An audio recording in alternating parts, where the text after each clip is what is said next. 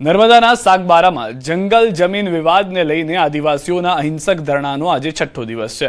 જંગલ જમીનના ખેડાણના મુદ્દે આદિવાસી ખેડૂતો મક્કમ છે અને સરકાર તરફથી ન્યાય ન મળે ત્યાં સુધી ધરણા ચાલુ રાખવાની ચીમકી આપી છે।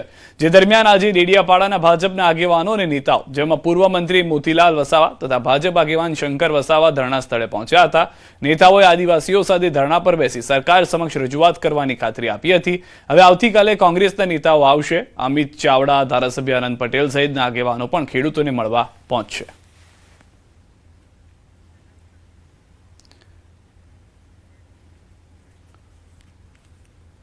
મળી છે સાગબારાની અંદર અને નવી વસતમાં ઉમરપાડા તાલુકાની નવી વસતમાં એના 14 ચનલ બધી કુલ ટોટલ 28 સનદ મળી છે અને અમને એવું કહેતા છે કે તમારો દાવા અરજી નકલી છે એમ કહેતા છે। તો એ લોકોને સનદ મળી તો અમને કેમ અમારી કે દાવા અરજી નકલી બતાવે છે। અમે ધરણા પર બેઠા છે અને આજથી 6 દિવસ થઈ ગયા છે।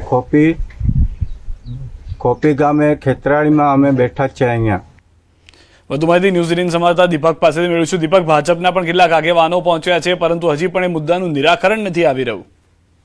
હા, બિલકુલ ખાસ વાત કરીએ તો છેલ્લા 6 દિવસથી જે સાગબારાના જંગલ જમીનનો જે મુદ્દો છે વધુ ને વધુ ઉગ્ર બનતો જાય છે, કારણ કે જે આદિવાસીઓ છે પોતાના હકને લઈને સરકાર સામે હવે લડી લેવા તૈયાર છે। કારણ કે જંગલ જમીન જે પોતાના હક છે જો ના કરે તો એમને રોજગારી પૂરી થઈ જાય એમ છે। ત્યારે આ જે 6 દિવસથી જ્યારે એ લોકો ધરણા પર બેઠા તેમની સાથે હવે રાજકીય ગરમાવો પણ પકડ્યો છે, કારણ કે જે તમામ પક્ષના જે નેતાઓ છે એમના સમર્થનમાં આવી રહ્યા છે। પહેલા જે સાંસદ મનસુખ વસાવા અને ડોક્ટર દર્શનાબેન દેશમુખ જે ભાજપના ધારાસભ્ય અને સાંસદ છે તેઓ તેમના ધરણા પર એમની સાથે ધરણા પર બેસી ચૂક્યા હતા। ત્યારબાદ આપના જે નેતાઓ છે તે લોકો જે સમર્થનમાં આવ્યા હતા, પરંતુ હવે આવતીકાલે જ્યારે કોંગ્રેસમાંથી જે અમિત ચાવડા છે, જે આનંદ પટેલ ધારાસભ્ય છે, અનેક કોંગ્રેસ જે નેતાઓ છે જે તેમના સમર્થનમાં આવી રહ્યા છે, એટલે આ જે જંગલ જમીનનો જે મુદ્દો છે વધુ ને વધુ હવે ઉગ્ર બનતો જાય છે। અને ઉગ્ર બનતા હવે પ્રશ્ન એ છે કે જો આટલા બધા નેતાઓ એમને મળતા હોય, સમર્થન આપતા હોય, તે છતાં પણ એમનો સરકાર ઉકેલ ના લાવતા હોય તો હવે આ જે ધરણા છે હવે અહિંસક છે, જે હવે હિંસક બને તેમ પણ લાગી રહ્યું છે। જી આભાર સમગ્ર માહિતી બદલ। ભાવનગરમાં 2 દિવસ બાદ ફરી સમરસ હોસ્ટેલમાં હોબાળો થયો છે। સરકારી સમરસ બોયઝ હોસ્ટેલની બેદરકારીએ વિદ્યાર્થીઓમાં રોષ જગાવ્યો છે। ભોજનમાંથી ઈયળ નીકળતા વિદ્યાર્થીઓમાં રોષ ફાટી નીકળ્યો હતો। 2 દિવસ અગાઉ ગર્લ્સ સમરસ હોસ્ટેલમાં પણ ભોજન મુદ્દે હોબાળો થયો હતો। વિદ્યાર્થીઓનો આક્ષેપ છે કે હોસ્ટેલમાં અવારનવાર ભોજનમાંથી કીડા અને જીવાતો નીકળે છે અને પાણીની સમસ્યાનો પણ સામનો કરવો પડે છે। સવારના નાસ્તામાં મરેલી ગરોળી તેમજ ભોજનમાં જીવાતો નીકળતી હોવાના આક્ષેપોને લઈને વિદ્યાર્થીઓ આરોગ્ય સાથે ચેડા થતા હોવાના આક્ષેપ કર્યા છે। સમગ્ર મામલે એબીવીપીના વિદ્યાર્થીઓ અને હોસ્ટેલના વિદ્યાર્થીઓએ સંચાલકો સામે વિરોધ નોંધાવ્યો હતો। પાણીની સુવિધા નથી અને આપણે રૂમમાં લાઇટ અને પંખા એ બધું મહિના સુધી અમે કમ્પ્લેન કરીએ તો પણ એના પર એક્શન લેવાતો નથી। અને જમવામાં આજે સવારમાં નાસ્તામાં સવારમાં આખી ગરોળી નીકળી અને અત્યારે અમે બપોરે જમવા ગયા તો મગમાં કીડો નીકળ્યો અને દાળમાં ઈયળ નીકળી અને તો અમે સરને કીધું કે સર આ નીકળ્યું તો સરે શું કીધું એમ કે જે છે એ તો જમો એમ કે વોર્ડન હતા એ અત્યારે તે એવું કીધું। અમે અમારી આંખે જોયું કે અહીંયા સમરસની શું હાલત છે। 2 દિવસ પહેલા પણ વિદ્યાર્થી પરિષદે બહેનોની હોસ્ટેલમાં કર્યું હતું આંદોલન અને આજે ફરીવાર એ જ ઘટના બોયઝ હોસ્ટેલમાં બની છે।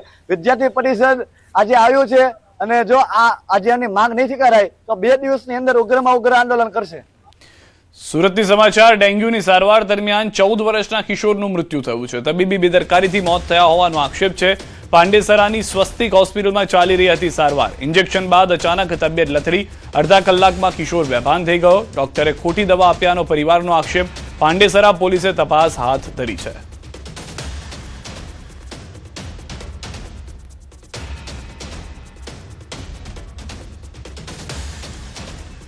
शाम तक तो ठीक था, फिर जैसे वो इंजेक्शन दिया तो टट्टी पेशाब उसका दोनों छूट गया और फिर ऐठना चालू हुआ और आधा घंटा बाद वो बेहोश हो गया, फिर बेहोश ही रह गए।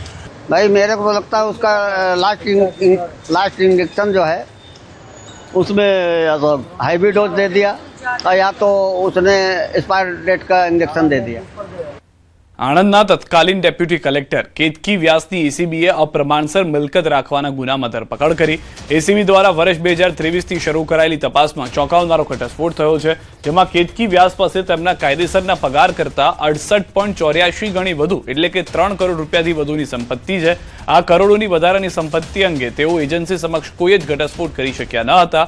સેશન્સ કોર્ટ અને હાઈકોર્ટ દ્વારા તેમની આગોતરા જામીન અરજી ફગાવી દેવામાં આવતા એસીબીએ કાર્યવાહી તેજ કરી. અમદાવાદ ક્રાઇમ બ્રાન્ચની મદદથી લોકેશન ટ્રેસ કરીને શેલા વિસ્તારમાં આવેલી તેમની બહેનના ઘરે છુપાયેલા કેતકી વ્યાસની એસીબીએ ધરપકડ કરી હતી.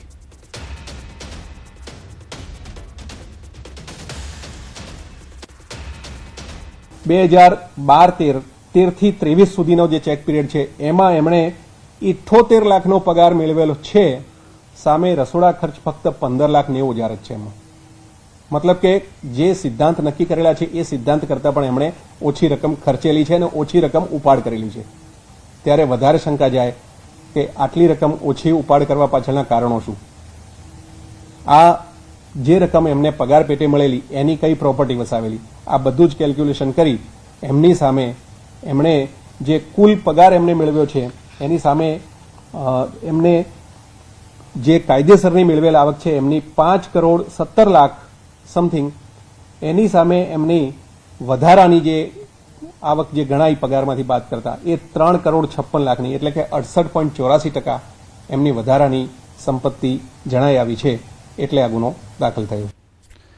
તો કેતકી વ્યાસની ધરપકડ બાદ તપાસ શરૂ થઈ ચૂકી છે. કેતકી વ્યાસને સાથે રાખીને એસીબીની તપાસ બોડકદેવ ખાતેના નિવાસસ્થાને તપાસ કરવામાં આવી. શિવાલિક લેગેસીના નિવાસસ્થાને તપાસ. અપ્રમાણસર મિલકતની ફરિયાદ બાદ મકાન સીલ કરવામાં આવ્યું હતું. એસીબીની ટીમ દ્વારા પંચનામું કરવાની કામગીરી શરૂ. ધોરાજીના સ્ટેશન રોડ વિસ્તારમાં રખડતા શ્વાનનો ભારે આતંક સામે આવ્યો છે. 13 ઓગસ્ટના રોજ સવારે 9 વાગ્યાથી બપોર સુધીમાં 11 લોકોને શ્વાને બચકા ભરતા તમામને સરકારી હોસ્પિટલમાં સારવાર માટે ખસેડવામાં આવ્યા હતા. હોસ્પિટલમાં દર્દીઓને ધનુર અને એન્ટી રેબીઝ રસી આપવામાં આવી છે.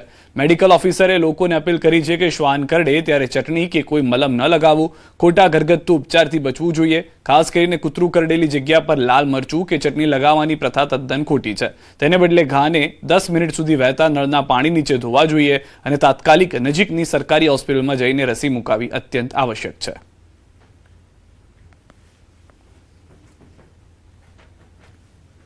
ધોરાજી સરકારી હોસ્પિટલ ખાતે સવારે 9 વાગ્યાથી અત્યાર સુધીમાં ટોટલ 11 લોકો કૂતરું કરડવાની ફરિયાદ જોડે આવેલ છે. જેને પૂછતા એવું જણાવેલ છે કે ધોરાજી સ્ટેશન રોડ પર બધાને કૂતરું કરડેલ છે.